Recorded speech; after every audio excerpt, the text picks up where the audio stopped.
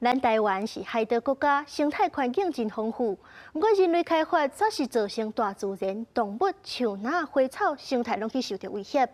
为着生态平衡，有3位少年家是结合因的兴趣甲专业，制作 podcast 也有电影片，把这生态知识变作是轻松的话题。望众人愿意甲因斗阵守护一片土地。公视第2台青春咱的帮，因暗7点半就带大家来看这段少年家的故事。好，弟弟，我们等下一定要开手电筒，然后先照地上，然后再照两边，可以看到有什么生物。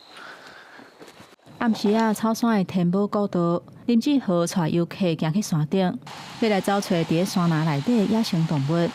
亲像蛇、四脚甲火金菇等等。每一届导览拢是真难得，会当亲近大自然的体验。暗内伫山顶甲日时也是真无共款，因为无日头，温度降低，原地密起来的生物嘛开始出来叮当啊，呈现另外一种生命的形态。山顶的暗时啊，是一个就特别的所在，就是暗时啊，迄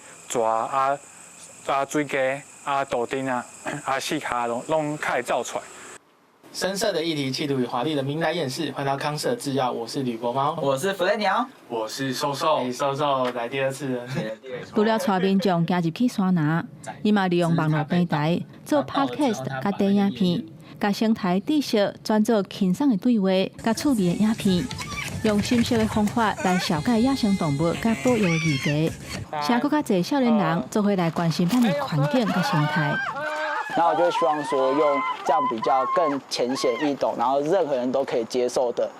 搞笑的方式，然后让大家认识野生动物的生态保育相关的议题。这顶是咱9月底时阵抓到的一只龟子吧。这几张是当初做互兽医做检验的时阵、检查的时阵，咱想说做一寡测量的动作。未来是想讲会当继续做这款教育推广的工作，家己做更较专业，推广更出去一点点。无论伫咧安静的山顶，也是闹热的市集，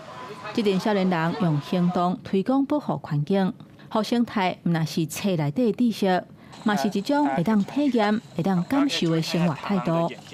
恢复生物的多样性，这个梦想虽然真无简单，